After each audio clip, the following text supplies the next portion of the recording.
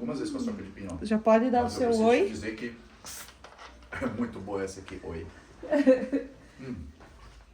Oi, tô comendo uma paçoca de pinhão maravilhosa. Coisa de Santa Catarina mesmo, né? Maravilhoso. É muito. Eu nas minhas rosquinhas aqui, que assim que eu como, eu na verdade não uso mais na mesa, eu só uso aqui sempre. Você já tinha comido antes a paçoca de pinhão? Tinha já. Mas essa aqui tá muito boa. Meu. Foi feito com muito carinho, com muito amor. Só para não esquecer de orar, iniciando, né? Pai, que o Senhor possa usar a mim, o pastor Jota, como suas ferramentas. Não estamos aqui por um mero acaso, ou por estrelismo, ou porque queremos engajar sobre o teu nome. Nós estamos aqui por intenções que o Senhor colocou em meu espírito, e a intenção sempre foi que o pastor Jota pudesse dar o pontapé inicial nesse podcast. Então, cá estamos numa noite muito fria, a qual poderíamos estar fazendo qualquer outra coisa. Mas estamos aqui para te servir, para te honrar, Pai. Então, no nome de Jesus Cristo, que seja como o Senhor quer, usa-nos como sua ferramenta. Que esse vídeo alcance as pessoas que precisam ouvir, nem que seja só uma. Amém. Amém. Amém. Então, pastor, me conta como é que foi a tua infância. Você já nasceu numa família cristã? Não. Na verdade, venho de uma família de pais separados. Eu tinha 1 ano de idade e eu vim conhecer Jesus, a igreja e tal, quando tinha uns 7, 8 anos de idade. Isso foi minha avó, que foi, acho que a pioneira em conhecer o Evangelho, que acabou nos levando, né? Acho que a irmã dela, a tia Marta, minha tia segunda, já conhecia, aí acho que levou minha avó. Minha avó não frequentava a igreja evangélica até então. Ela converteu-se e ela foi levando a família. Foi convidando todos da família que ela podia. E eu sempre estive muito próximo da minha avó. Ela praticamente me criou uma parte da minha vida, né? Quando minha mãe precisou trabalhar em outras cidades. Então eu sempre tive uma afinidade e estive muito perto da minha avó. E ela levou para a igreja. E eu já me apaixonei por tudo aquilo. Os louvores, né? Quantos anos? Eu tinha 7, 8 anos. Né? Conheci ali, eu morava nessa época com a minha mãe. Minha avó morava conosco em Pomerode, cidade aqui bem pertinho, cidade alemã aqui pertinho. Então, Pomerode, ela levou a gente na Assembleia de Deus, que foi a primeira igreja, nossa primeira igreja, 1987. Então, né, para a cultura da época, né, era um pouco mais ortodoxa do que é hoje, mesmo dentro dessa denominação. Mas já me apaixonei por aquilo, comecei a frequentar, comecei a querer participar de tudo aquilo que tinha na igreja. Mesmo tão criança, eu já comecei a buscar muito. O pastor da época, pastor Raul Carlos Herbst, era pastor? Sim, ainda vive. Eu, esses tempos atrás, até mandei uma mensagem para ele, falando, né, de que um dia ele me tirou de uma salinha de escola bíblica, escola dominical. E eu estava na escola dominical e ele vinha observando provavelmente o meu progresso, né, ali na igreja, mesmo pequenino, mas ele teve uma visão, ele viu algo diferente. Eu me lembro que ele me tirou da sala e ele me entregou uma Bíblia e uma harpa cristã, porque é muito comum isso na Assembleia de Deus. E aí, a harpa é o livrinho, né? É o livrinho de cânticos, dos cânticos. Ele me deu de presente com uma dedicatória e tal. Óbvio, eu era muito pequeno, eu não tinha noção da dimensão daquilo tudo. E eu recebi com muito carinho as palavras que ele falava, de que eu deveria ler, e que Deus tinha algo grande na minha vida. Enfim, eu voltei para dentro da sala, muito orgulhoso daquilo. Interessante, né? A questão do tempo. Eu tinha 8 anos por aí. Sim, 8. E Deus tem algo grande. Às vezes a gente espera que seja no mesmo ano, ou daqui 2 anos. Isso é um erro comum. As pessoas costumam pensar de que essas promessas de Deus, elas vão acontecer logo, na outra semana. E para alguns casos, eu entendo de que Deus fala e logo realmente acontece. Mas algumas vezes, mesmo a pessoa sendo adulta, ela pode receber uma promessa que vai demorar alguns anos, né? A gente percebe que Às vezes porque precisa de algum tempo para acontecer, como é o caso de José, precisou passar um tempo. Outras vezes nós podemos atrasar isso também e por isso é que não chega. Outras vezes o processo demora para que aconteça, né? No caso de Noé, ele recebe uma palavra e passa 100 anos construindo, ou seja, num processo para que tudo Só aquilo... construindo, né? Então veja, não se fala que Deus de tempos em tempos voltava a falar com ele ou que trazia uma palavra de ânimo, não fala isso na Bíblia, né? Ele precisou acreditar naquela palavra e seguir fazendo. E passou-se tanto tempo, tantas estações, mas ele continuava firme naquela palavra. Então, isso fala muito conosco, né? Obviamente que longe de Noé, eu, né, tive esse momento maravilhoso de conversão ali, eu digo que na verdade não foi uma conversão porque eu era uma criança. Eu simplesmente apaixonei-me por aquilo e comecei a viver aquilo. Comecei a deixar aquilo fluir na minha vida e fui trazendo esse evangelho para dentro de mim. Depois comecei a entender de que havia mais, que é uma igreja pentecostal, então eu queria os dons, então eu queria receber aquilo. E comecei a buscar. Comecei a buscar muito, até assim, que... já criança mesmo, né? Criança, E eu tinha em torno de uns 10 anos de idade, quando eu entendi, não dá mais para sentar aqui na frente com as crianças, eu preciso sentar lá com os adultos, onde o fogo pega, porque aqui eu estava sempre ouvindo a palavra, mas um mexia, outro mexia, e aí era aquela coisa. E daí eu fui, sentei lá um dia com os meus primos mais velhos e a galera, onde o fogo pegava, essa era a verdade. Já se sentindo grandão. E daí no meio do culto aconteceu isso. De repente, quando eu percebi, foi um mover muito grande e o batismo do Espírito Santo que aconteceu em mim teve manifestação de línguas, né? Meu Deus, que lindo. E aí, uns 11 anos de idade, eu comecei, de repente, a expressar em línguas estranhas e fui pra frente, eu me lembro, voltei falando e permaneci falando e o culto acabou, eu ia pra casa, ia orar pelo alimento e falava em línguas e aí começou algo espetacular de que é uma das coisas que até hoje eu tenho assim pra mim de que mesmo que algumas pessoas não consigam entender isso, outras vertentes teológicas até acreditam que isso não é real. E tem tantas vertentes, mas aquela criança de 11 anos, que era eu, não tinha como inventar aquilo, como criar aquilo. E facilmente, durante a minha vida, até onde infelizmente me afastei do Evangelho durante uma época da vida, eu poderia dizer assim, naquela vez eu inventei isso e agora Deus não existe ou qualquer coisa assim. Mas sempre foi um ponto de certeza para mim. Pode ser que eu esteja errado, pode ser que eu esteja longe hoje, pode ser que eu não esteja firmado no Evangelho, porém, eu sei que Ele existe e eu sei que aquele dia eu tive um encontro com Ele. E com relação ao batismo no Espírito Santo, por exemplo, comigo não aconteceu assim, com muitas pessoas não acontece assim. Qual a palavra de ânimo, talvez, ou só uma palavra, para quem não recebe, assim? Eu fui batizada, foi diferente, eu precisei buscar as línguas para que pudesse fluir. Não foi um batismo assim lindo, pegando fogo, mas para mim foi lindo do mesmo jeito. Mas tem muita gente que acaba esfriando por acreditar que não vai acontecer contigo, ou que não merece, ou que não acontece, ou que talvez Deus não esteja vendo. Talvez isso tenha mais a ver com expectativas frustradas. Porque nós, muitas vezes, dependendo aonde você está inserido, também pode ser a própria denominação. Mas às vezes nós imaginamos que o batismo no Espírito Santo, e durante muito tempo foi atrelado uma coisa a outra, que o batismo no Espírito Santo era o dom de línguas. E são coisas diferentes. Então há pessoas que expressam outro tipo de dom. Eu até diria que o batismo no Espírito Santo ele é muito mais evidenciado por uma mudança de vida, uma mudança radical de vida. A metanoia?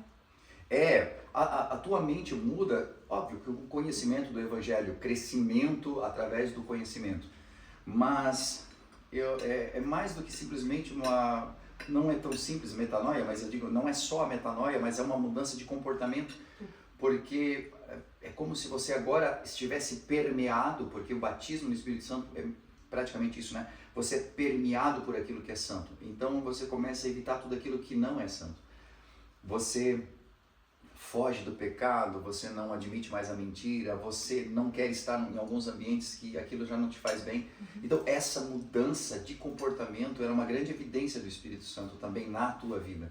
E as pessoas ao teu redor percebem. Tu pode nunca ter falado uma língua estranha, mas elas vão dizer, essa pessoa mudou a partir daquele culto, ele é diferente, ela é diferente, tem alguma coisa diferente nela. Então essa é uma grande evidência. E você sente que naquele dia uma chave virou, algo muito grande aconteceu. Então sim, para algumas pessoas, principalmente porque dentro desse contexto nós buscávamos aquilo. A Bíblia diz buscar os melhores dons, né? O que a gente buscava? Não buscava o conhecimento da palavra, o dom de maravilhas ou interpretação de línguas. A gente buscava falar em línguas. Porque era como se, naquele momento da história, era como se você fosse, para um outro patamar se você falasse em línguas estranhas.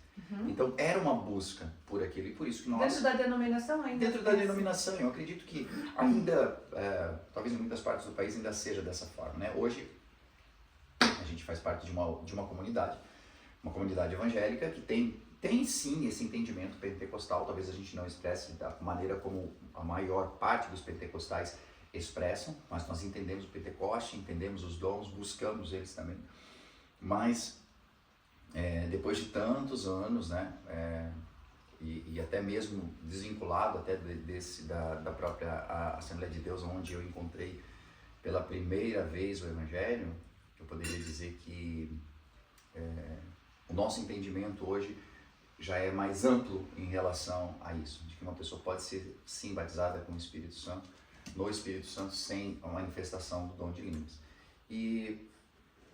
Mas o importante é de que naquele momento da história, tão pequeno, essa mudança, esse algo aconteceu de uma maneira tão veemente que eu tinha desejo de orar, eu tinha desejo de buscar. Então eu pedia para minha mãe deixar eu ir com os meus primos mais velhos, as pessoas da igreja, orar no monte, em vigílias. Então se tu pegar uma criança dessa idade e pensar qual criança dessa idade que vai querer passar horas orando, né? Então algo aconteceu, algo realmente aconteceu, e eu lembro de subir nos montes, de orar, voltar de madrugada, e óbvio, no momento que você está inserido nesse contexto, você começa a ter muitas experiências, você começa a entrar com profundidade dentro do mundo espiritual, e isso sempre foi muito latente em mim. Óbvio de que, por estar inserido dentro desse meio, e na época, a minha avó levou a gente, permaneceu conosco durante bastante tempo, né? Ali, no contexto do Evangelho, mas aos poucos foi chegando a adolescência, fui esfriando, não tinha tanto essa cultura de que hoje a gente até incentiva os jovens a ter um líder onde você busque aconselhamento, e eu fui com bastante problemas familiares também, fui me afastando aos poucos, e tudo aquilo que era tão bonito, todo aquele fogo, toda aquela busca e aquela promessa que era latente, não vai acontecer. Parecia tão próxima. De repente começou a ficar distante, fui esfriando, comecei a tomar muito daquilo que a juventude de 1992, 93, né, 12, 13 anos eu tinha, e eu fui entrando muito nesse mundo.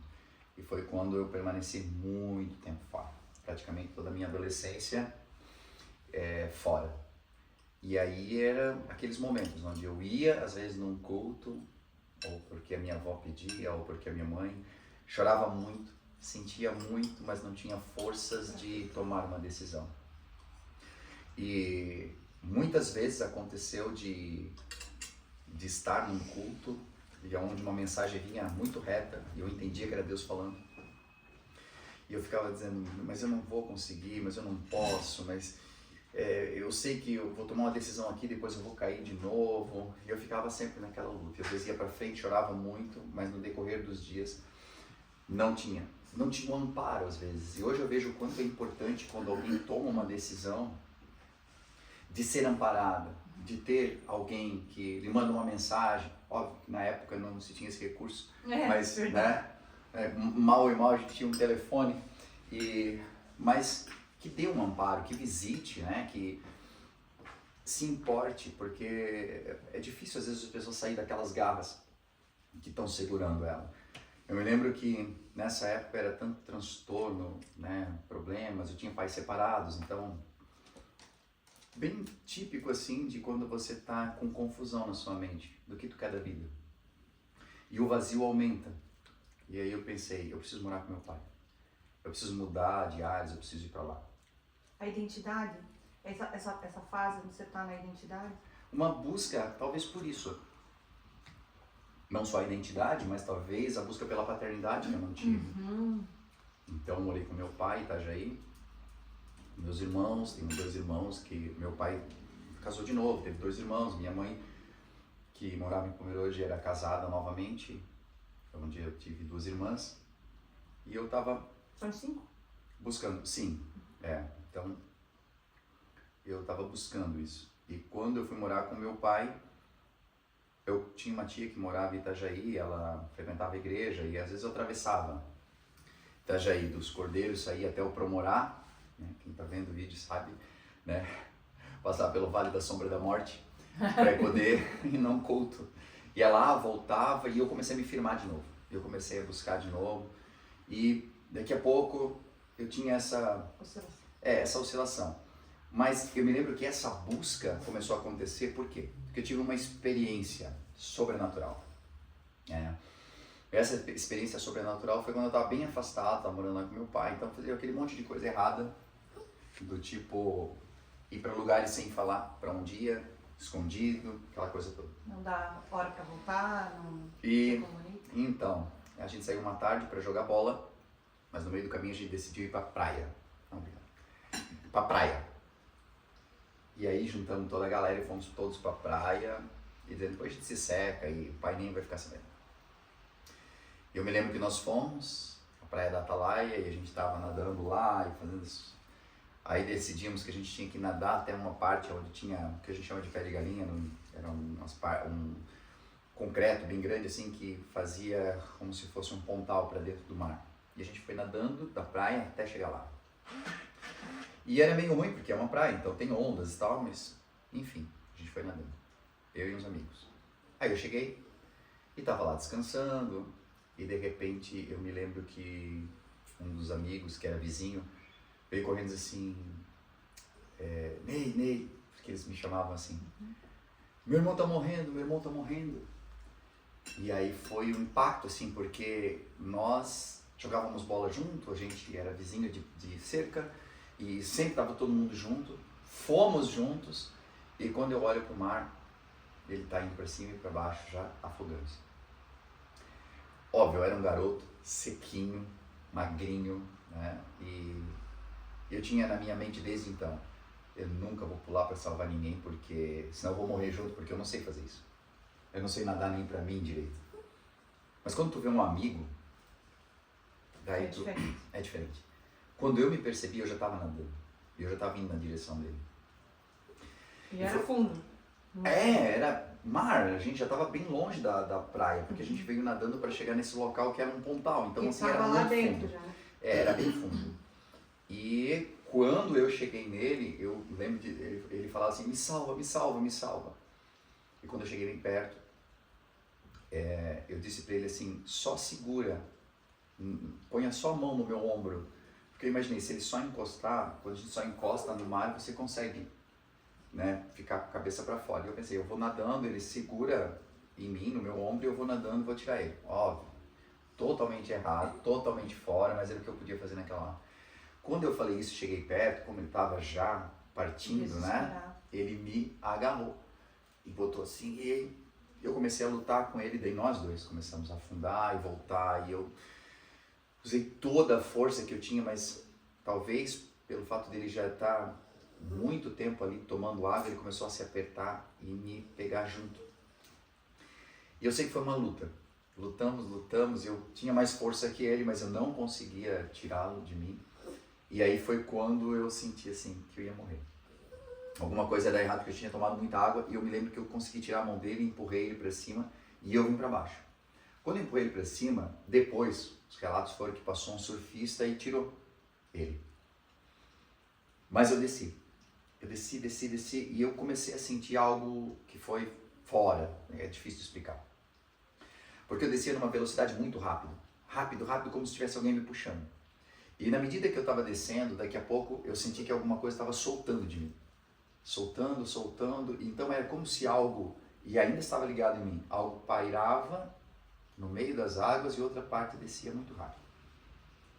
E naquele momento foi quando eu ouvi uma voz, mesmo estando naquela situação toda, porque daí tudo parou. Parou, ficou tudo em câmera lenta. E eu ouvi uma voz dizendo assim: quantas vezes eu te chamei para você voltar? Meu Deus. Quantas vezes eu te dei oportunidade?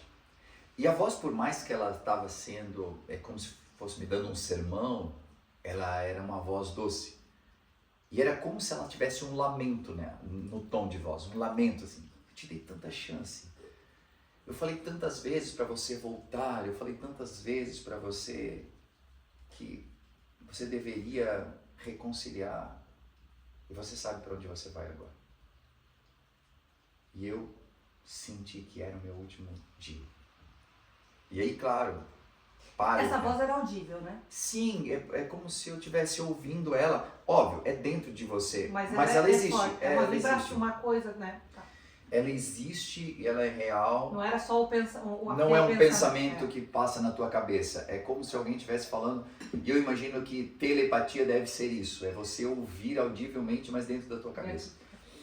E aí ela lamentou muito, falou. E daí no momento em que eu já estava assim, muito arrependido de não ter, essa voz disse para mim: levante a tua mão.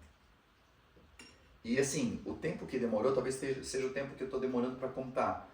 E quando eu disse levanta a tua mão, eu pensei, eu vou levantar minha mão. E quando eu vou levantar minha mão, aí aparece uma outra voz, tão audível quanto a primeira. E que talvez seja a maneira mais fácil de dizer, nas ilustrações dos desenhos, quando um anjo e um pequeno diabinho começam a falar para você. Porque aquela voz diz assim: agora vai correr pro papai. E muito escarnecedora. E muito assim, debochada no sentido, como quando a gente está na escola, que alguém diz assim: vai deixar fazer isso, agora vai chorar, sabe? E era tão forte que a minha mão não subia. E daí a voz dizia para mim: levante a mão. Eu ia levantar de novo, assim, no final todo mundo corre pro papai, porque aí não encara a situação. E por mais idiota que seja isso, aquilo mexe tanto com os brios, mexe tanto com alguma coisa dentro de você, que meio que te convence. E por isso, assim, Satanás, ele é persuasivo, mas persuasivo num nível que ele está te falando uma coisa mais idiota, você está à beira de morrer e você está ainda indo na pegada que ele está te mandando. E eu me lembro que eu me travava, eu não conseguia, era como se, assim, cara, eu vou encarar esse negócio aqui. Ou seja, eu ia morrer orgulhoso. E pela terceira vez a voz falou: levante a tua mão. E então foi mais forte do que tudo, eu levantei a mão. E por mais que eu estivesse ali no fundo do mar, eu me sentia muito ali. Fundo, que você falou, né? Muito fundo. A minha mão saiu na superfície. E eu já estava mais próximo do local onde tinha gente. E eu me lembro que alguém estava numa pedra, estendendo a mão para mim, uma pedra que entrava um pouquinho para dentro do mar, e disse assim: ei, é aqui, cara. E eu vim, e agora eu já conseguia meio que nadar, e eu fui meio ruim assim, mas vim nadando. E essa pessoa estendeu a mão e me puxou dali. E eu, tanto de água que eu deveria ter tomado, pelo tanto tempo que eu estava ali, eu teria que ser arrastado dali. Mas eu saí andando, eu sentei um pouco, e eu me lembro que não vomitei, nada. A primeira coisa que eu perguntei é se ele tinha se salvado. Eles disseram que sim, que ele tinha se salvado, e ele já tinha saído dali. E eu não me lembro de quem me tirou da água, eu só me lembro que daí tinha uma galera ali, eles começaram a levantar, saí, eu me levantei, eu estava todo arranhado, né, das unhas dele, que ele estava morrendo praticamente. E eu me levantei, voltei para casa, e então sim que eu comecei a buscar, atravessava lá para ir até na igreja, voltar. Isso me fez entender que eu ganhei uma nova chance. Eu me lembro que quando eu retornei depois do Pomerode, eu estava num culto e uma pastora estava lá pregando, e ela olhou para mim e disse: moço, olha, eu não sei, tá, se você gosta muito de rio, de mar, alguma coisa, mas eu vou te contar uma visão, porque eu estava aqui pregando, e essa mulher veio de outra cidade, ela nem me conhecia. E eu estava ali também há pouco tempo naquela igreja. E ela disse: eu te vejo assim, descendo muito fundo. Eu acho que é como se fosse um afogamento. E você está indo assim, ó, para cima e para baixo umas 3 vezes, e uma voz vem para você e diz assim, levanta a tua mão. E aí você está na última, e quando você levanta a mão, Deus coloca um anjo sobre uma pedra. E esse anjo estende a mão e te puxa daquele lugar onde você está e te deu uma nova oportunidade. Cara, quando ela conta aquilo, ninguém talvez entendeu dentro daquela igreja, porque eu era novo ali, ou porque também o pessoal não tinha costume de frequentar a praia e tal. Mas eu entendi que aquele foi um recorte de que Deus estava dizendo para mim, aquele dia, o que aconteceu lá foi real. E aquela pessoa que eu coloquei numa pedra, na verdade era um anjo meu que eu coloquei na pedra naquele dia para te tirar dali, para te dar uma chance para que você viesse. E isso foi uma das coisas sobrenaturais que aconteceram. O que eu posso dizer é que, apesar de a gente viver coisas sobrenaturais, aquilo que é espetacular e que as pessoas dizem às vezes assim, ó, nossa, se eu vivesse um negócio desse, eu nunca mais me desviava, eu ia ficar na igreja, porque, olha só, aconteceu depois, alguém que não te conhecia revelou aquilo, então isso é espetacular e tal. Eu posso dizer que, mesmo depois de ter vivenciado tudo isso que eu vivi, ainda assim, não foi bastante para eu me firmar a ponto de estar na igreja desde aquela época até os dias de hoje. Porque não são as experiências sobrenaturais. O que te firma em Deus é realmente o teu compromisso de fé, o teu compromisso com Ele. E a fé, por mais abstrata, e ela é abstrata, quando você está firmado nela, é muito mais forte do que experiências. Vamos dizer que as pessoas que receberam milagres de Jesus, milagres, olhos, paralíticos que levantaram, aquilo não foi suficiente para que eles levantassem a voz e dissessem, não, vocês não vão matar ele, porque olha só o que ele fez na minha vida. Não, eles não estavam nem lá.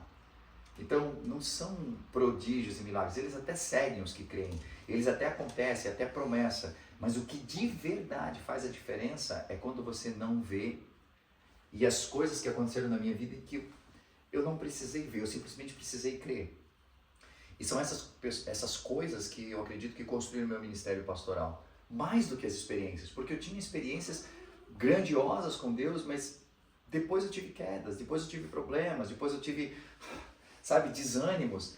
E por mais que eu lembre, poxa, Deus fez aquilo lá para mim, né? Eu já recebi uma ligação de Deus, né? Eu recebi um telefonema de Deus, que foi uma das coisas assim, uau, que já aconteceram na minha vida, né? Um tempo de jejum, eu estava jejuando, né? Eu precisava muito de uma resposta de Deus. Nessa época eu já estava buscando a Deus e eu precisava muito de uma resposta. E, óbvio, eu não tinha tanto conhecimento assim, então tem aqueles momentos que você pensa assim, não, eu vou jejuar porque eu boto Deus na parede e uma hora ele me responde. Né? Umas coisas loucas assim. Eu acho que Deus, por misericórdia, ele acaba respondendo a gente às vezes. Tadinho, né? Vou fazer. Vou fazer ali porque ele vai morrer jejuando e não é isso, né? Um dia ele vai entender que não é isso.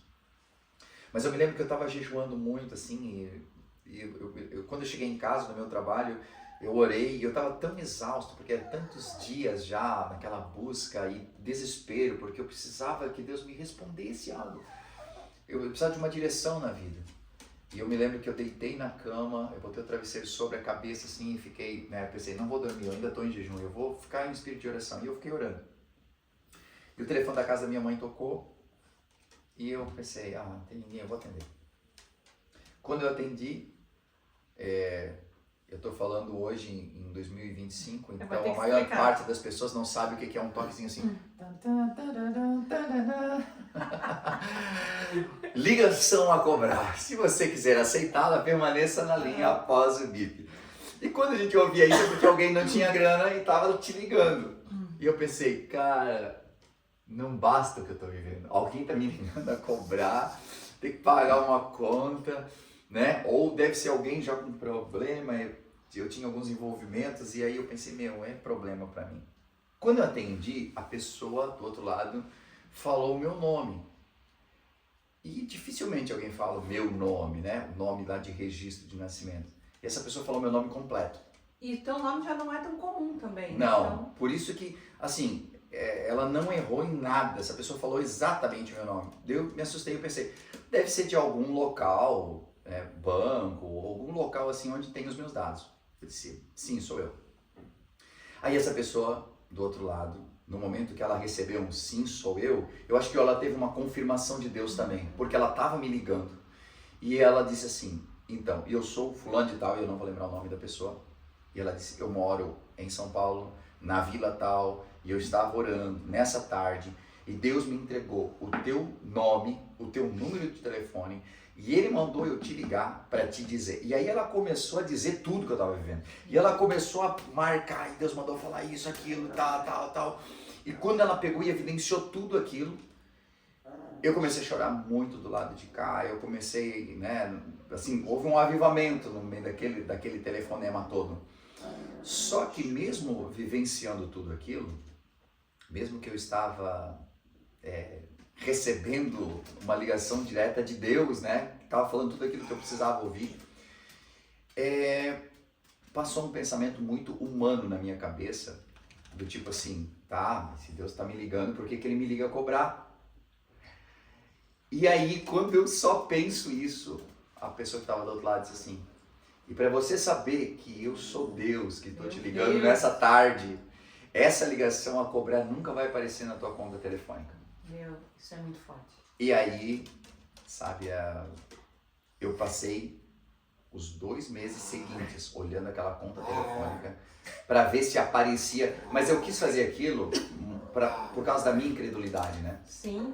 E aí foi quando eu percebi assim que não tinha ligação a cobrar nenhuma, não veio, não apareceu.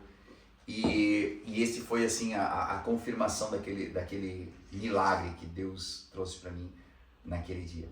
Então, isso são coisas que foram se construindo ao longo do tempo. Momentos em que Deus trouxe pontos assim do sobrenatural. Foram construindo toda a história que eu desenvolvi, né, com Deus, em relação a Deus.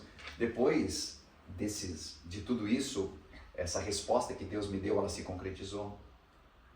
Aí encontrei novamente o meu caminho, a igreja. Daí, a partir dali eu entendi assim, eu não posso mais me afastar de Deus em momento nenhum da minha vida.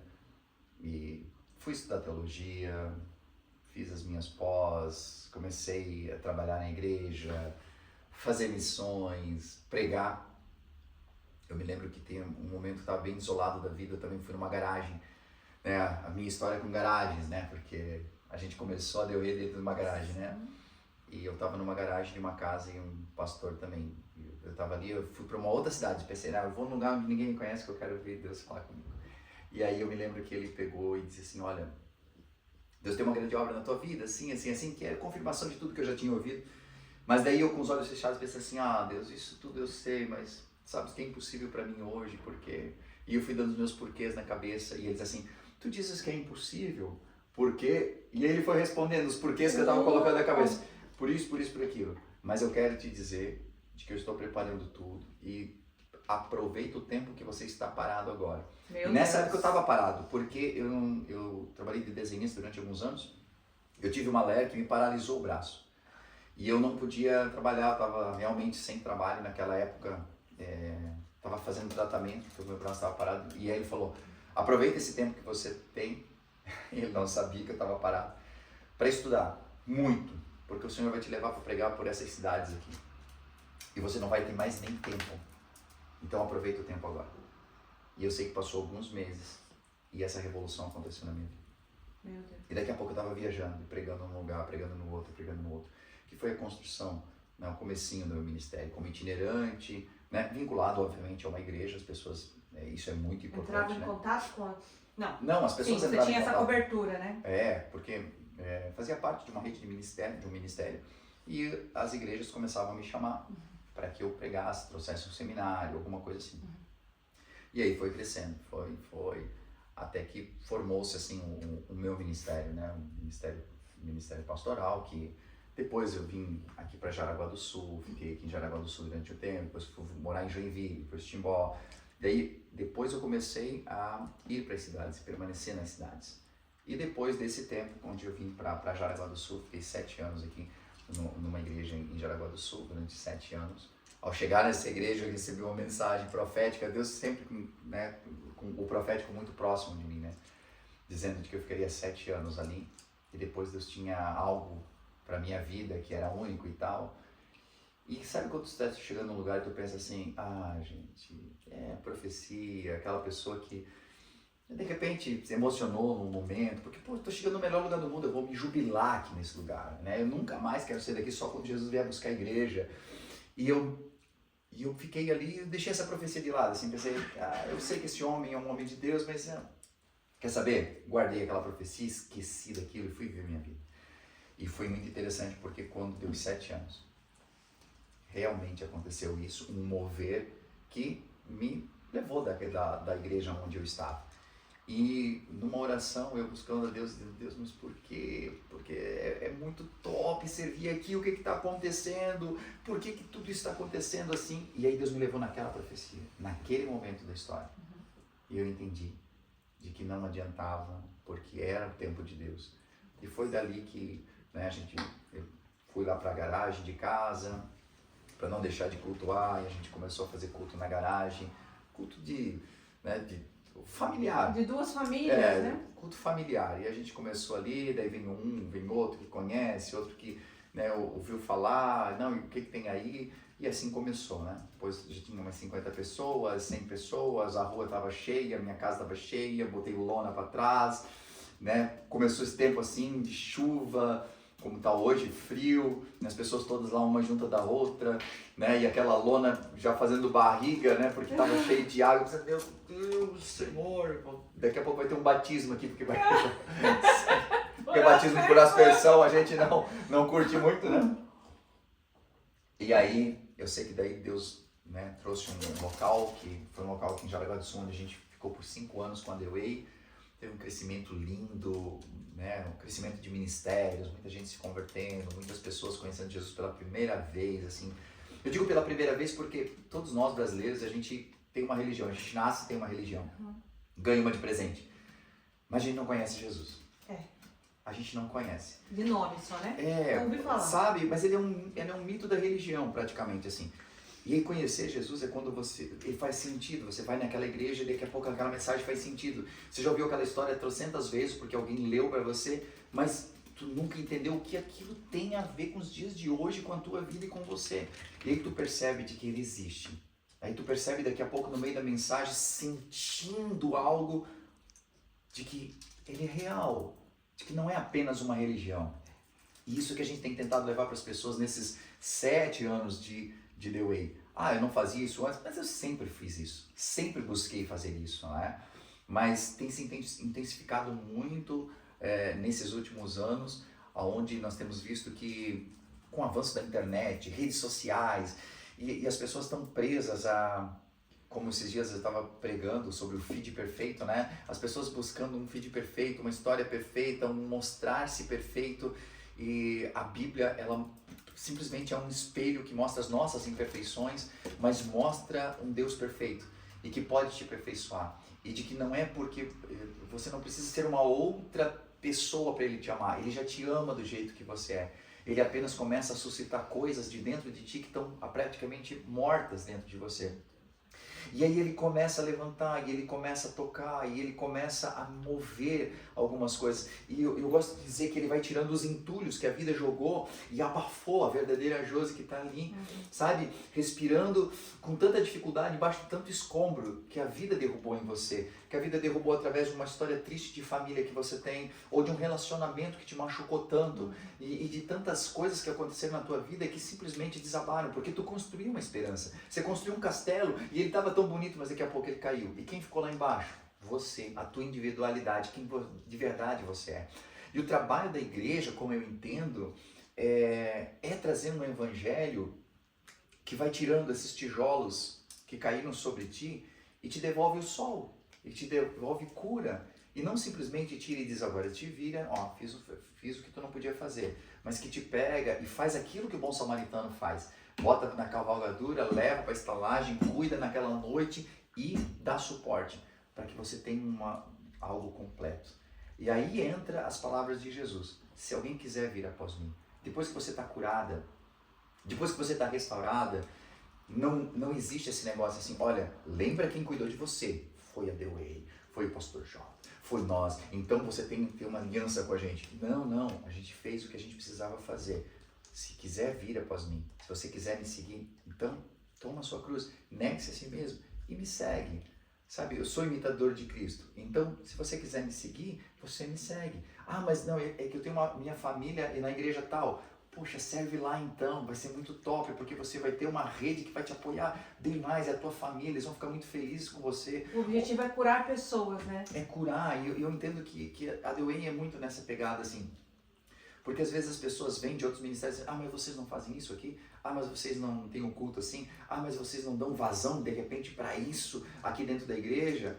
Não, isso faz a igreja tal. Nossa preocupação aqui é salvar vidas, é pregar um evangelho que faça a pessoa entender assim, oh, Jesus existe. Uau, eu posso ser salvo. Ah, o Senhor tem um plano para a minha vida. E daí se ela quiser caminhar conosco, ela vai caminhar.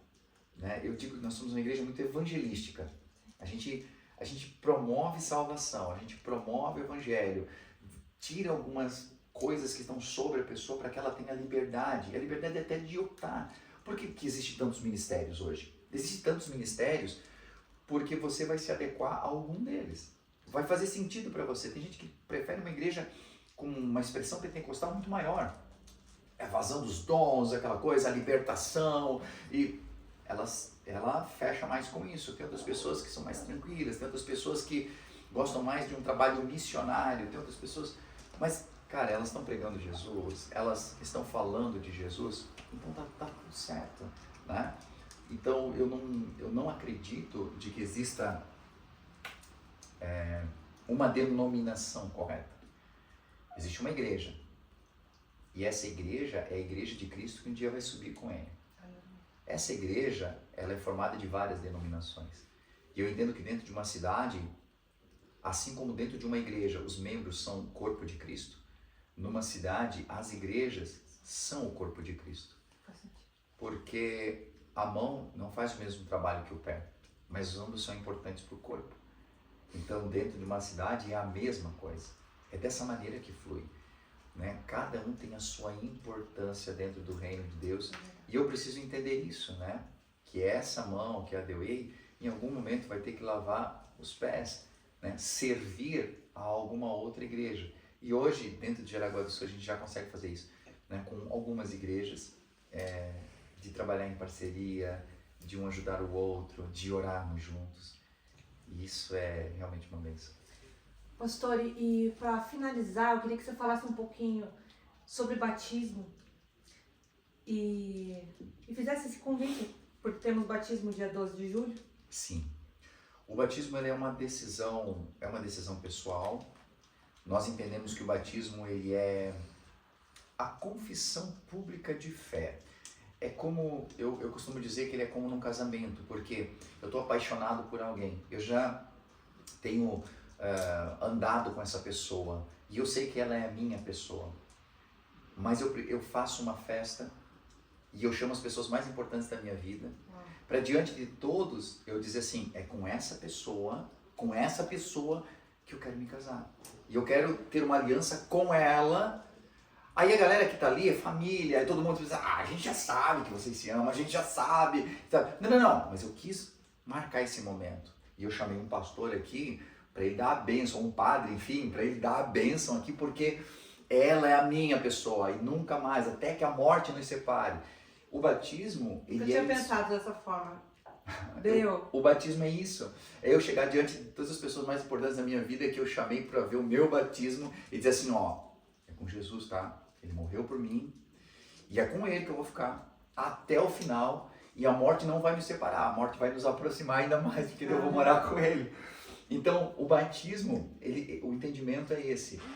O nosso sistema, né, o nosso modo de pensar religioso é de um batismo por imersão, é de um batismo que tem confissão, é de um batismo que você não recebeu porque nasceu dentro daquela religião, né? Porque isso acontece em algumas religiões, nasce e a pessoa, pelo entendimento teológico, não, vamos batizar ela, porque daí ela já faz parte, né? Alguém crê por ela, depois ela crê, e é uma linha de pensamento. Nós entendemos de que, quando criança, nós somos protegidos pela bênção dos pais. Nós somos, pelo fato de não exercermos pecado, o pecado original ali dentro, ele não tem o poder de nos afastar de Deus. Porque o pecado só é pecado no momento em que ele é exercido. É como eu ter células cancerígenas, mas não tenho câncer. É verdade. Elas estão ali, mas eu não sou canceroso, a menos que elas se manifestem, né? E o pecado, em algum momento da vida, ele vai se manifestar. E vai fazer com que eu precise confessar, em que eu precise renegar isso e dizer, não, Senhor, eu confesso de que sou pecador, mas eu quero ter uma vida contigo. Então, o nosso batismo, ele é um batismo por imersão, é um batismo que a pessoa decide, de que ela vem por livre e espontânea vontade, por entendimento, de querer fazer essa aliança. Nós sempre dizemos que é melhor que a pessoa tenha um pouco mais de idade para isso, né? Porque, eu vou dizer, eu fui batizado, eu tinha 11 anos de idade. Mas olha o que aconteceu comigo, me afastei, porque eu vivi aquele processo da adolescência e eu não tinha um entendimento completo da aliança que eu tinha feito com Deus. Eu precisei me rebatizar depois? Não, eu tive um entendimento de que aquele foi o meu batismo. Mas algumas crianças, pré-adolescentes, às vezes, são movidos, eles amam até a Deus, mas são movidos porque querem fazer esse batismo, mas não têm consciência de que é um casamento. E se no Brasil nós precisamos ter uma idade para nos casarmos, né? Então, eu penso que uma aliança com Deus, ela precisa ter um pouco mais, não acho que tem que ter 18 anos, mas eu acho que tem que ter um pouco mais de idade, né? De entendimento, de ter sofrido algumas agressões desse mundo e mesmo assim ter vencido e ter dito, não, eu quero realmente descer as águas do batismo. Nós temos as aulas de batismo ainda para mostrar historicamente por que nós pensamos dessa maneira, teologicamente também, e o batismo é sempre um marco, realmente um marco de um novo nascimento, de um novo tempo na vida. Não que ele seja místico, né? Não gosto de mistificar absolutamente nada, não, porque eu vou descer as águas do batismo e a minha vida muda por completo. Sua vida já deveria ter mudado por completo, porque eu não me casei para amar a minha esposa, eu já a amava, então eu me casei. Meu Deus. Né? E assim deve ser o batismo também, mas ele é uma ordenança de Cristo, deve ser feito com muita alegria. Pode acontecer uma cura durante ele, pode acontecer um enchimento do Espírito Santo, pode acontecer uma grande mudança, pode, não é regra, né? Mas pode acontecer. E depende muito, né, do que Deus reservou para cada um de nós. É verdade. O meu batismo eu esperava que fosse, quando eu voltasse eu ia ver, eu sentia algo muito poderoso. E eu só me senti molhada. Então... Sim, que pode até frustrar muitas pessoas, né? Que foram com uma expectativa errada. Exatamente. Pastor, muito obrigado por esse tempo de mesa. Foi realmente incrível. Alguns testemunhos eu já conhecia, mas sempre acaba renovando a nossa fé, né? Sempre tem algum detalhe novo. E, Neguinho, sabe? Chama o Neguinho. Sempre tem algum detalhe novo e isso é maravilhoso. Quero te agradecer muito pela tua presença, pela presença da pastora Tassi, que vocês não estão vendo, mas vai ter um momento, nosso momento, né, amiga? Daí vai ser, sim, 3 horas de vídeo, galera. Vocês preparem aí a janta de vocês, pra vocês jantar com a gente também, né? Muito obrigada mesmo. Até a próxima e que Deus nos abençoe e que esse vídeo chegue às pessoas que precisam ouvir, né? Sem expectativas, que cheguem às pessoas que precisam ouvir. Obrigada.